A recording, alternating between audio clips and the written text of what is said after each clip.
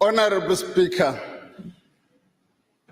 His Excellency, the President of the Republic of South Africa, Mr. Cyril Ramaphosa, His Excellency, the Deputy President, Mr. David Mabuza, Cabinet colleagues, members of the Executive Committee for Finance in the provinces.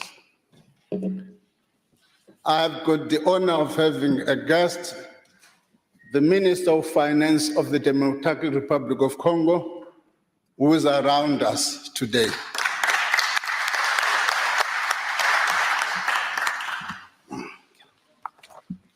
The Governor of the South African Reserve Bank, the Commissioner of the South African Revenue Services, fellow South Africans. It's my honor and privilege to table before this House the 2022 national budget. The 2022 Division of Revenue Bill,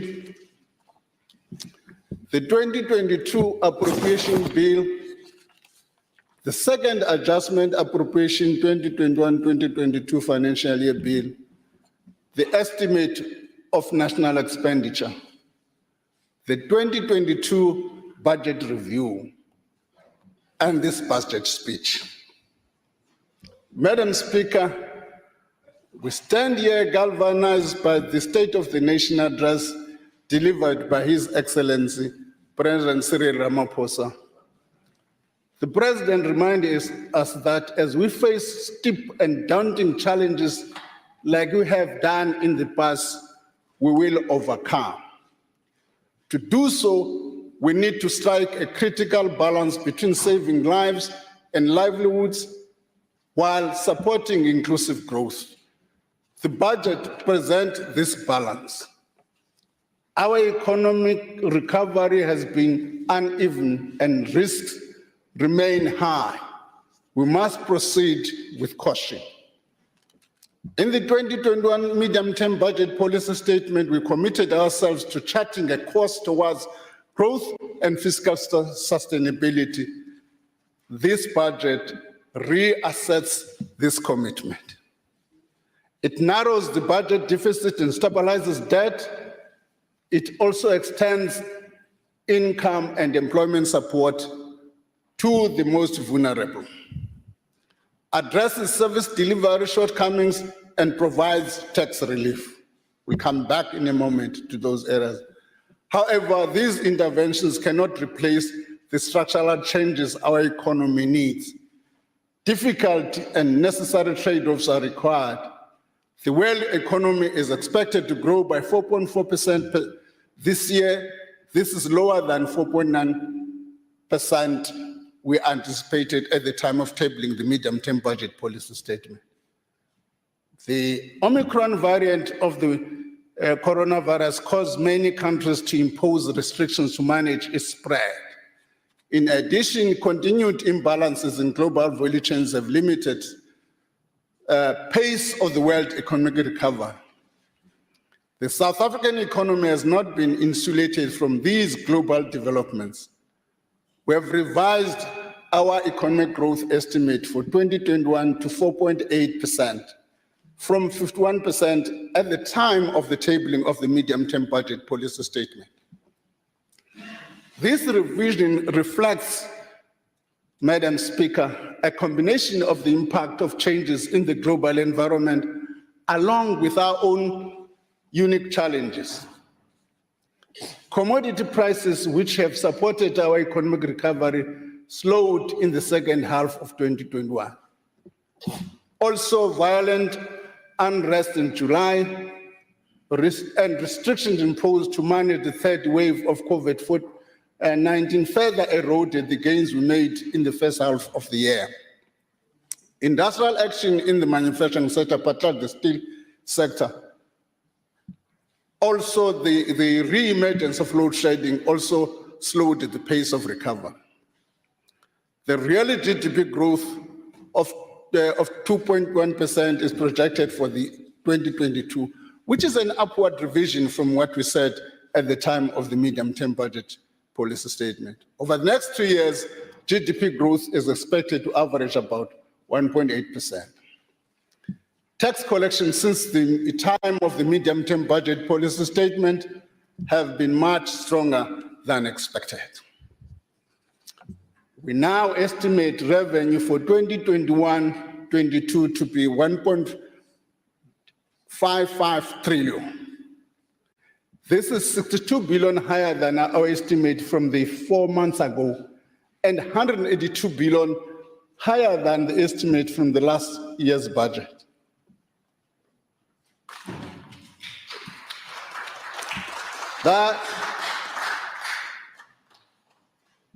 This follows a shortfall in the previous year of 176 billion when compared to 2020 budget forecast.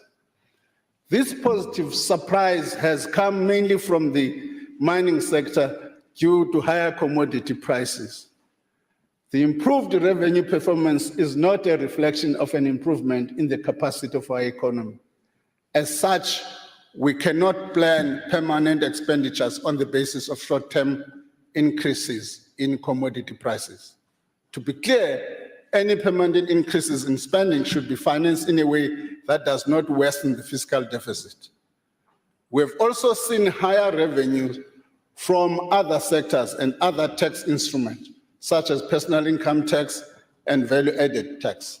Madam Speaker, this year marks the 25th anniversary of the establishment of the South African Revenue Services. SARS plays a vital role in the economy, and we congratulate them on this momentous occasion.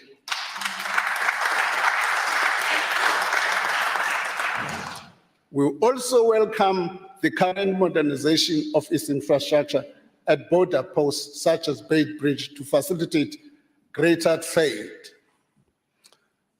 Honorable members, more than 308 billion rand has been directed towards bailing out failing state institution companies.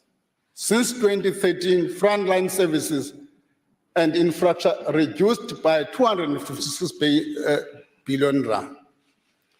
In this budget, we are shifting from this trend and are restoring our focus on the 4 core functions of government. We're also on course to close key fiscal imbalances and restore the health of our public finances. Our debt burden remains a matter of serious concern. This year, government debt has reached 4.3 trillion and projected to rise to 5.4 trillion over the medium term. This huge sum is owed to lenders domestically and around the world. It incurs large debt service costs, averaging 330 billion rand annually over the medium term. These costs are larger than spending on each of the health, police, or basic education. For this reason, to support the economic recovery, in this budget, we are reducing the fiscal deficit and stabilizing debt.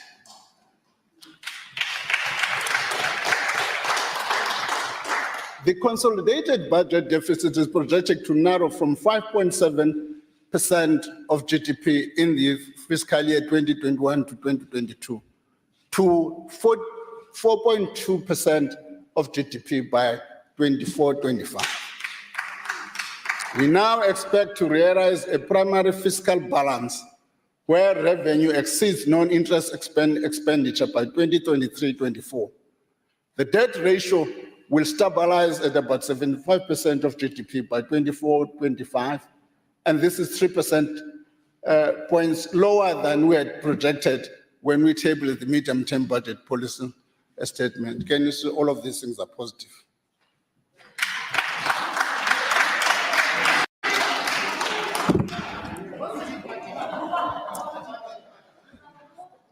This is also the first time since 2015 that we are reducing the borrowing requirement using some of the extra revenue we have collected. The borrowing requirements decreased by 135.8 billion this year. and a total of 134.1.5 billion over the next 2 years. Though this fiscal outlook has improved, it is subject to significant risk. These include, amongst others, slow global and domestic economic growth, calls for permanent increase in social spending that exceeds available resources, pressures from public service wage bill, and continued requests for financial support from financial distressed state-owned enterprises. We need to stay vigilant and mitigate the risk where possible. In the upcoming period, we'll do more to work to strengthen fiscal anchors. We'll also reduce the continual demands on South Africa's limited public resources from state-owned companies. For this reason, state-owned companies need to develop and implement sustainable turnaround plans. The future of state-owned companies is under consideration by the Presidential State-Owned Enterprise Council. Their future will be informed by the value they create and whether they can be run as sustainable entities without bailouts from the fiscus. Some state-owned companies will be retained while others will be rationalized or consolidated. To reduce this continued demands on South Africa's public resources, the National Treasury will outline the criteria for government funding of state-owned companies during the upcoming financial year. Tough love.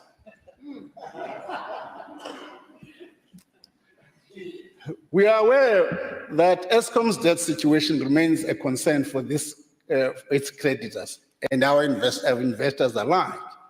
It's a major concern. The government continues to support Eskom to remain financially sustainable during this transition. To date, Eskom has been provided with 136 billion to pay off its debt, with a further 88 billion rand until 2025-26.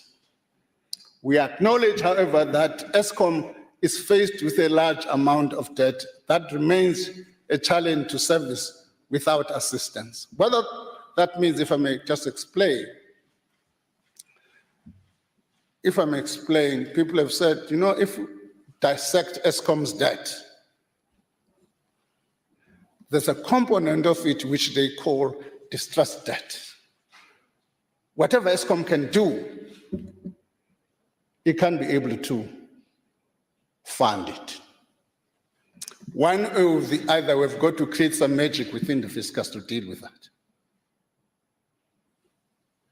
I just wanted to explain that portion to be more explicit. The National Treasury is working on a sustainable solution to deal with Eskom's debt in a manner that is equitable and fair to all stakeholders.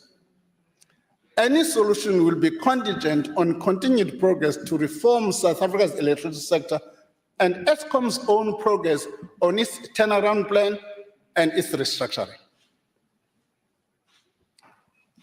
We expect Eskom to take further steps towards cost containment, conclude the sale of assets, and implement operational improvement to enhance the reliability of electricity supply.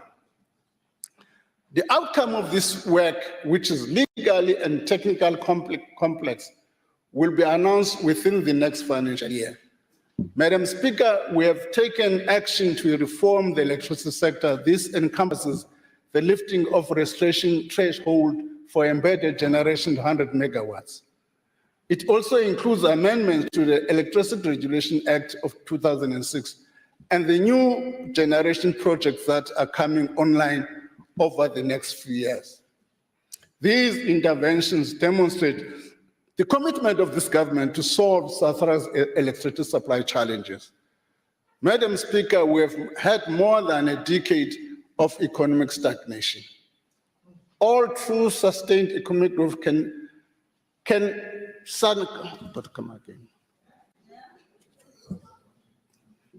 Only through sustained economic growth can South Africa create enough jobs to reduce poverty and inequality, enabling us to reach our goal of better life for all.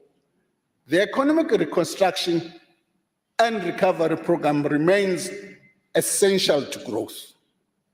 We are accelerating implementation of critical structural reforms contained in the Economic Recovery and Reconstruction Program, particularly electricity, rail, ports, telecommunication. To complement these interventions, Madam Speaker, we will accelerate infrastructure investment, which is the backbone of a thriving economy. The National Treasury will be implementing the results of recently completed review of the public-private partnership framework. We aim to create centers of excellence for PPPs and other blended finance projects. The Center of Excellence will be established with direct treasury oversight. It will be a direct interface with private financial institutions for investment in critical government infrastructure programs. We will also work with other national departments in the provinces of the Eastern Cape and Northern Cape to pilot a revised approach to infrastructure delivery. If I may pause here, you will recall this is a message which came in the State of the Nation address. And we're following through on that message and giving content to it. This approach will include innovative financing and delivery mechanisms as announced by the President in the State of the Nation address. Regarding the Mzimvubu Dam, we are at an advanced stage of resolving the project's issues. We will make further announcements on this in the medium-term budget policy statement. In October, I'll table amendments through the 2022 Division of Revenue Amendment Bill to enable provinces to pledge their infrastructure grants to leverage more financing to fast-track the rollout of infrastructure. Mr. President, in the State of the Nation address, you spoke about the importance of catalytic and blended finance projects. These projects have the potential to crowd in private investors for bulk infrastructure. As we upgrade roads, bridges, water, sewer transport, schools, infrastructure, hospitals, and clinics, the aim is to unlock higher levels of employment for those involved in projects. I'm pleased to inform this House that a provincial allocation is set aside in this budget for 17.5 billion over the medium term for infrastructure catalytic projects. We look forward to engaging with specific proposals in this regard. Value for money and quality of delivery is a top priority in the development of the project pipeline. To support businesses in distress owing to COVID-19 pandemic, a new business bounce back scheme will be launched using the mechanism which will be introduced sequentially. Firstly, small business loans guarantees of 15 billion rand will be facilitated through the participating banks, development finance and development finance institutions. This will allow access to qualifying non-bank small and medium loan providers. Government will partner with loan providers by underwriting the first 20% of loss for banks and other eligible small and medium loan providers. The eligibility criteria, including the requirement for collateral, has been loosened. This mechanism will be launched and operational next month. Secondly, by April this year, we will indeed intend to introduce a business equity-linked loan guarantee support scheme. We intend to bring the total support package through the bounce back scheme to 20 billion rand. The equity support mechanism of this scheme will be facilitated through the DFIs. It will also be available to qualifying non-bank small and medium finance providers. Details of the terms of the equity-linked guarantee mechanism will be provided soon. Over the medium term, 76 billion rand is allocated for job creation programs. In this budget, additional 18.4 billion is made available for the Presidential Employment Initiative. Madam Speaker, we do not aspire to be below 2% growth economy. we are capable of much more. In this regard, we are refining proposal for an expanded reform agenda to shift our economy towards a higher growth trajectory. In this budget, we are taking steps to support education, health, the fight against crime and corruption, and to improve capital investment, among others. Over the next 3 years, we allocate 3.3 trillion to the social wage to support vulnerable and low-income households. This is approximately 60% of the non-interest spending. We've prioritized spending on the following key areas. In 2017, government announced a policy for free higher education. We are announcing an additional allocation of 32 billion rand for financial support to current bursary holders and first-year students under the National Education Finance Aid Scheme. Any further shortfalls will be funded from within the baseline of the Department of Education. Madam Speaker, at the height of the COVID-19, our teachers had to make tremendous sacrifices to ensure that our children get educated. Equally, our healthcare workers were among those that were the last and only line of defense against the pandemic. In this budget, we're adding 24.6 billion for provincial education department to address the shortfalls in the compensation of teachers. An additional 15.6 billion is allocated to provincial health departments to support their continued response to COVID-19 and to bridge shortfalls in essential goods and services. 3.3 billion is allocated to absorb medical interns and community service doctors. 87.7 billion is added to the police budget. The department is allocated 1 billion to implement personnel reforms, and another 800 million may be available in the following year, subject to satisfactory progress. That's the Department of Defense. We are also strengthening the resources of the justice system and our courts. In this regard, the budget of the Department of Justice and Constitutional Development is increased by 1.1 billion, while the Office of the Chief Justice received an additional 39.9 million. The South African National Road Agency receives an additional 9.9 billion for maintaining the non-toll road network. Over and above this, the budget facility for infrastructure has approved funding for several water projects. 2.1 billion is allocated for raising the wall of the Klein Willem Dam. The Lipile water border is allocated 1.4 billion for the Olifantsfontein Ebenezer plants. The Umgeni Water Board is allocated 813 million for the Lower Umkomazi water supply chain scheme.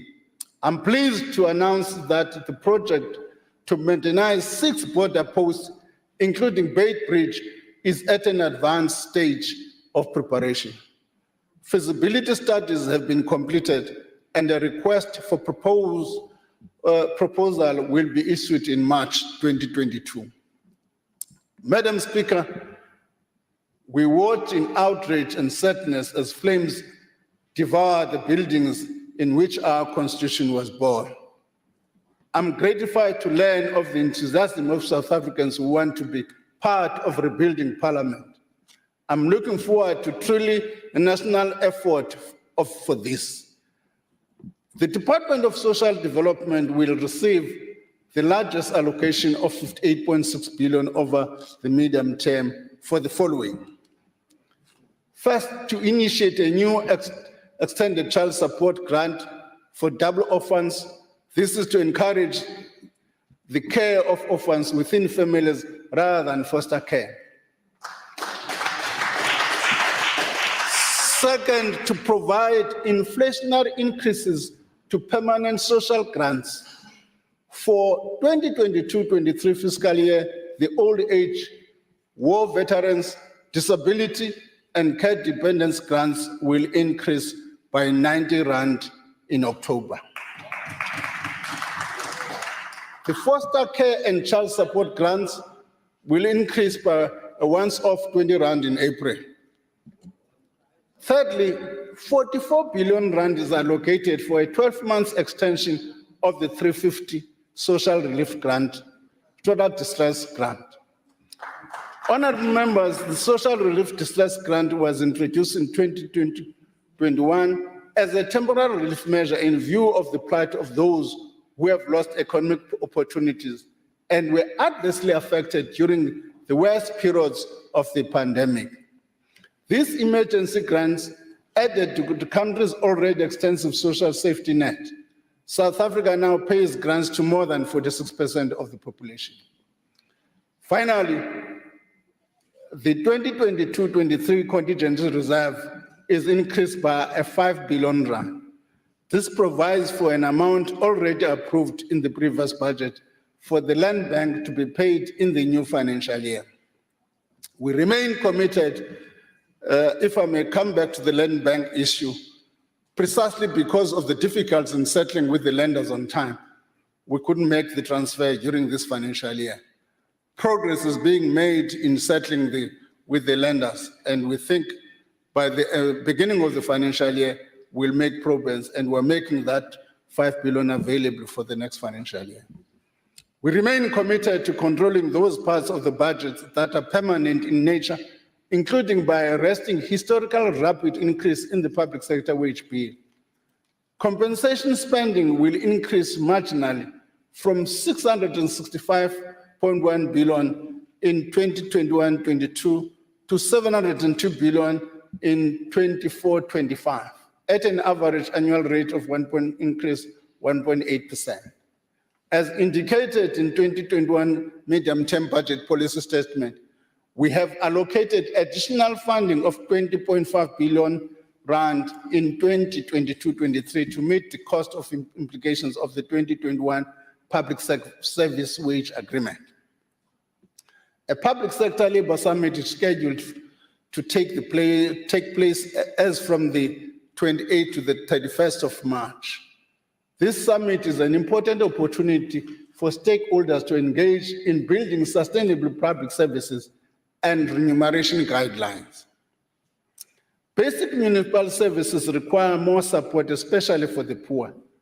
To address this, 28.9 billion is added to the local government's equitable share.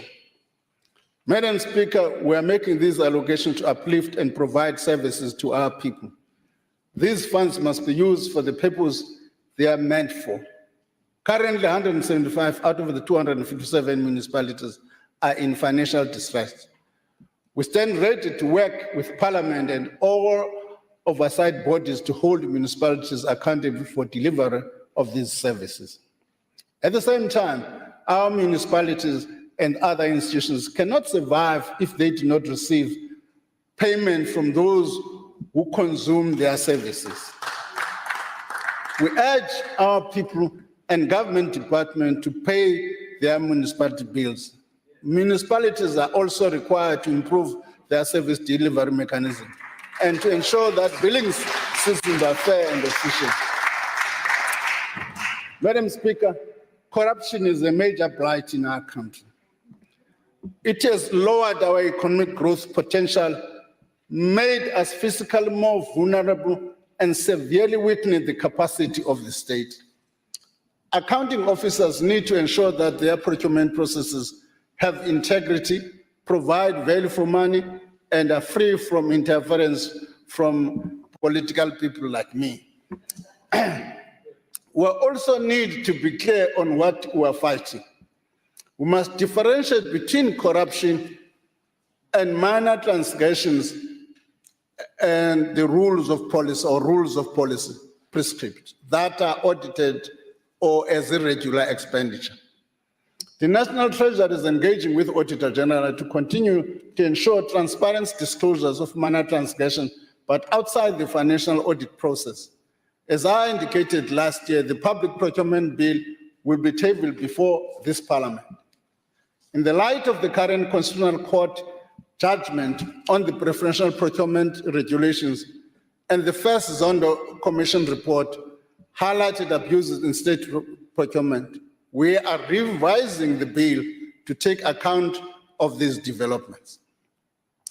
We are also responding formally to the Zondo Commission report. In the meantime, we must take bold steps to improve state capacity and reduce the scope of procurement corruption. Working with SARS, the Investigative Directorate in the Office of National Director of Public Prosecution has brought charges against company director and a Gupta associate involved in the corrupt Estina dairy project. This is on charges of fraudulent VAT refund claims under declaration of plant and equipment expenses, exchange control violations. SARS is also recovering the fraudulent refunds that were claimed. We're also dealing with illicit trade. Just yesterday, SARS conducted a search and seizure operation. This operation uncovered another consignment of illegal tobacco products, bringing in the total of value of illicit tobacco seized during the pandemic to over 350 million. Overall, SARS has raised assessment of 18 billion additional duties, canceled the trading licenses of 3 operators, liquidated 1 operator, and referred 18 cases for criminal prosecution. Finally, we're addressing the weaknesses in fighting fraud and money laundering identified in our recent mutual evaluation or our anti-monetary laundering system by what is called the Financial Action Task Force, what is called FACT.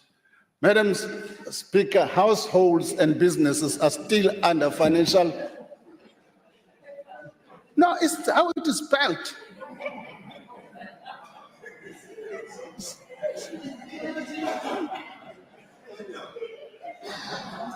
Households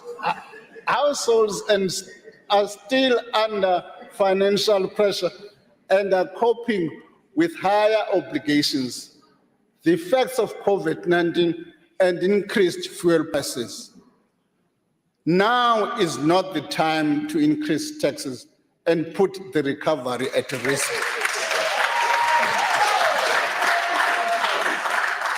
Accordingly, we have decided to keep money in the pockets of South Africans. This budget includes a 5.2 billion in tax relief to help support the economic recovery, provide some receipt for fuel tax increases, and boost incentive for youth employment. Madam Speaker, our tax proposal for 2022-23 are as follows. The personal income tax bracket and rebates will be adjusted by 4.5% in line with inflation. The adjustment will mean that the annual tax-free threshold for a person under the age of 65 will increase from 87,300 to 91,250. What in practice, Dr. Mandash, it means tiqala ukukutaxa xa ufikele ku-9 xa annual salary yakho ingaphansi ko-91,000 ndikutax. Tsho loo nto ke mntana. Yena ndizamtekisa. Medical tax credits will increase from 332 to 347 rand per month for first 2 members, and from 224 to 234 per month for additional members. The employment tax incentives will be expanded through a 50% increase in the maximum monthly value to 1,500. I encourage small and medium firms to take up this incentive. We anticipate that the expansion will provide additional support worth of 2.2 billion rand. In 2021, the inland petrol price breached 20 rand per litre. the high price has put pressure on the cost of transport, food, and other goods and services. To provide some relief to households, no increases will be made to this general fuel levy and petrol, diesel for the 2022. This will provide a tax relief of 3.5%. A good limit in speech. Never want the generous.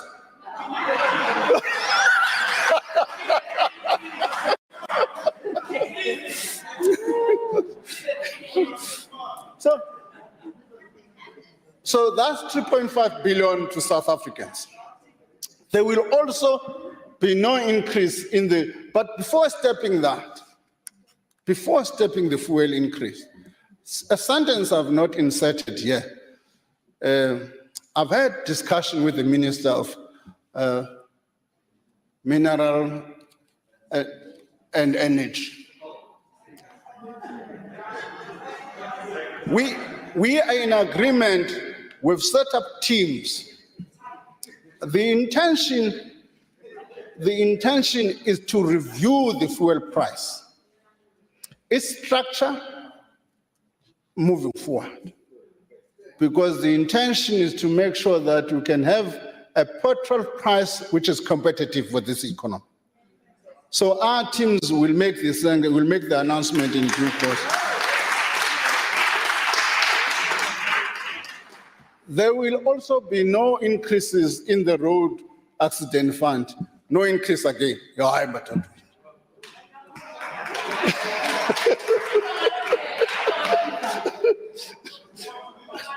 There is no increase on the accident levy.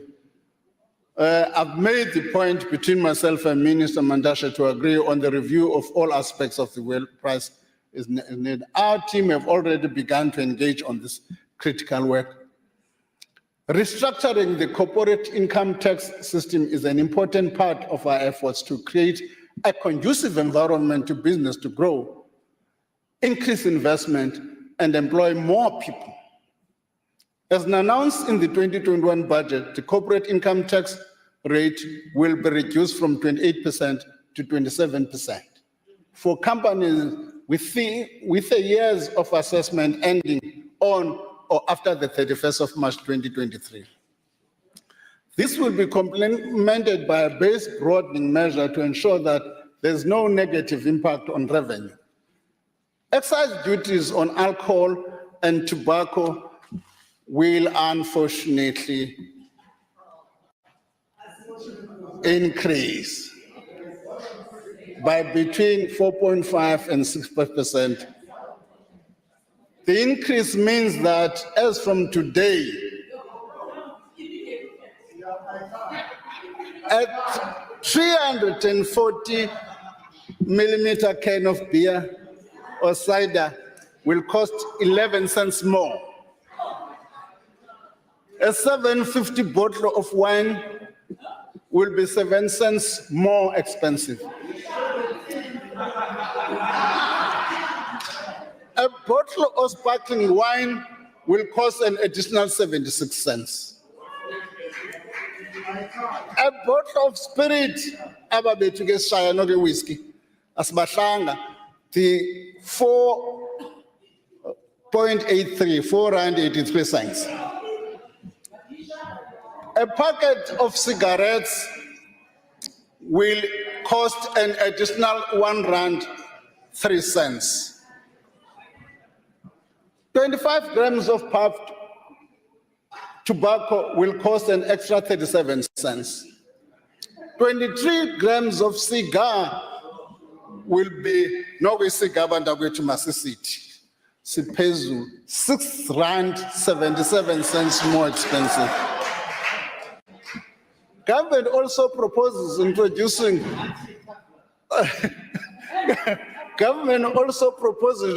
a new tax on vaping products of at least 290 per milliliter from 1st of January 2023.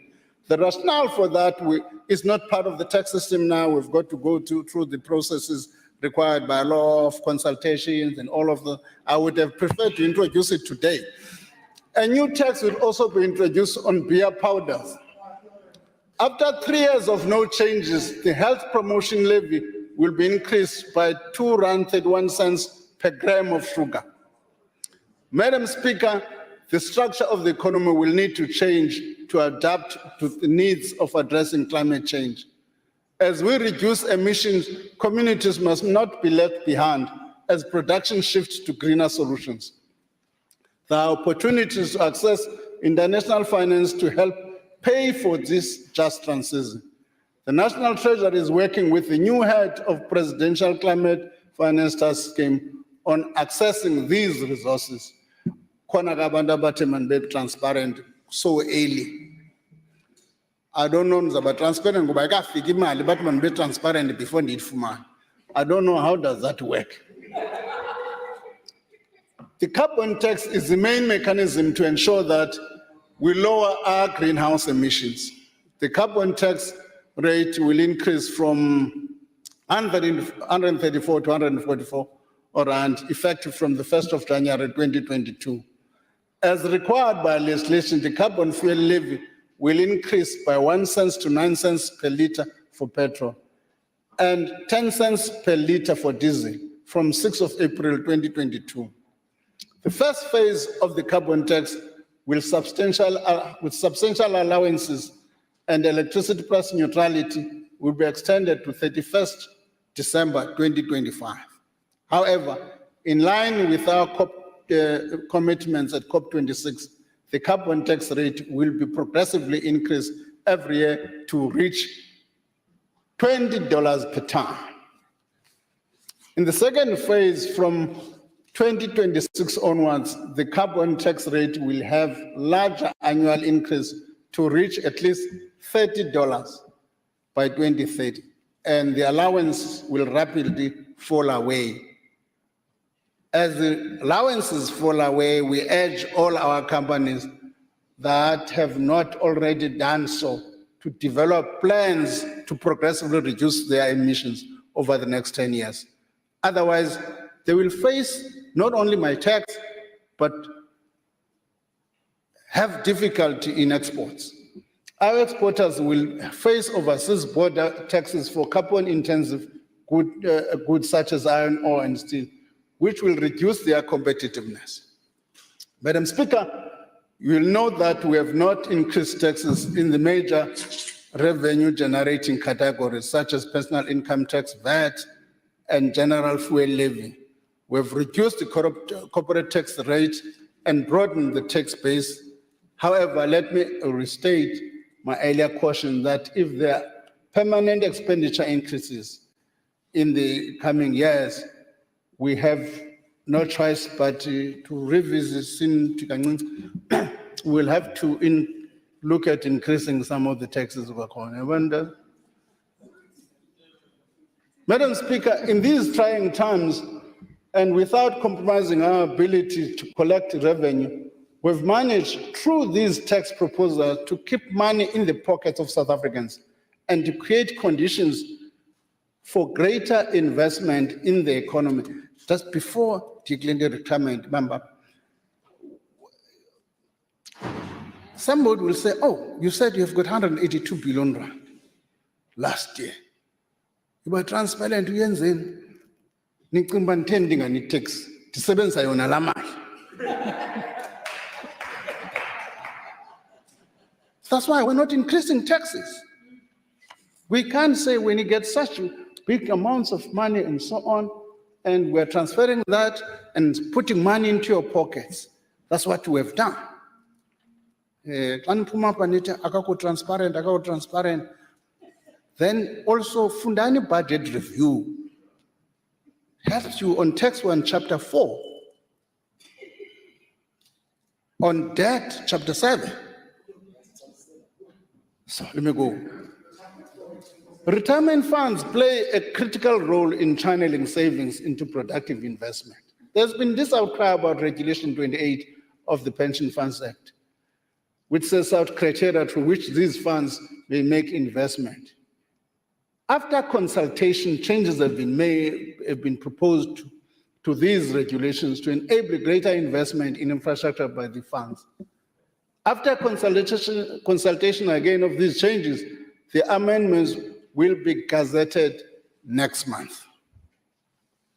Regulation 28, Regulation 28. Next month in the Gazette, March. Government has also proposed a fundamental restructuring of retirement system for individuals to allow for greater preservation and partial access to funds through what they call a two-pot system. Part of this proposal includes the possibility of short-term access, which would be depend on the approval by trustees of each fund. Let me just explain this thing. There's a Utito promised us to sneaky money. Are you going to give us? No, I can't give you money from your own pension fund. Your own pension fund has got its own trustees. The decision to take money out of the fund must be a decision of a trustee. The only thing I'm going to do as the Minister of Finance is to create a conducive environment for trustees to make that decision if they think the fund is capable of doing so. But the Minister of Finance, what must copy man and go struggle in it? No. Think a handling a bail.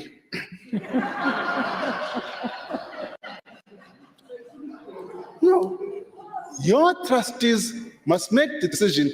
I will make the law which make it possible for the trustees to make the decision, not me. Consultations are proceeding following the release of the discussion paper last year, and the draft legislation on these amendments will be published for comment in the middle of the year. In conclusion, I would like to reiterate our commitment to reconstruction and recovery of our economy, saving lives and restoring livelihoods, as well as securing a long-term prosperity of our nation. It is often said that I believe that this applies to circumstances under which we deliver this budget. You won't realize the distance you have walked until you look around and realize how far you have been. We have been on this journey for a long time, and we are still having long distances to walk before reaching our goal. Madam Speaker, I take this opportunity to thank the President and Deputy President for their leadership and guidance. Thank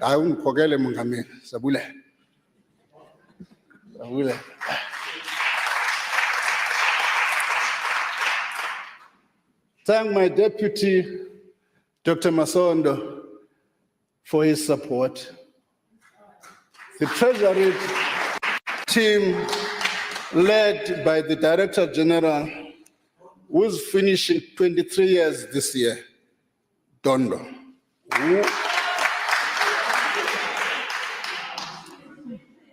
That task with his team, and I express my thanks to them.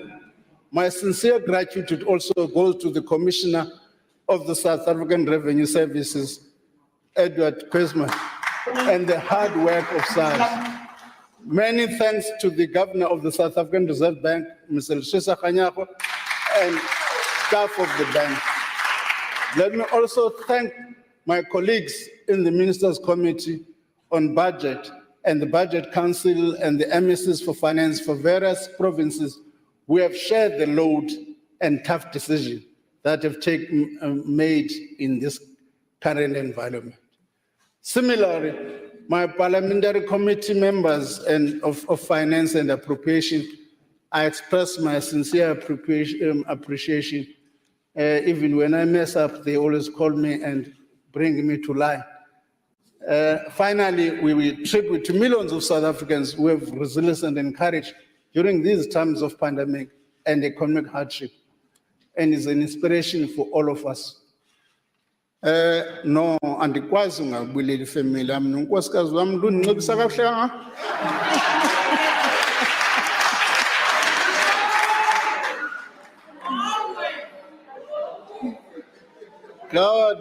Ngaba ndiyamosha. I have got to thank umamfazi wami umamchawe bana ndiluka I look nice.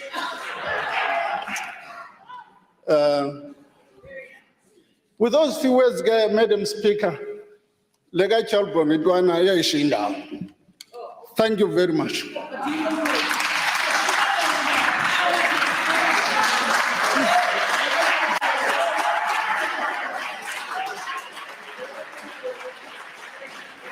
I thank the Honorable Speaker. You must present the Speaker. bill. Minister.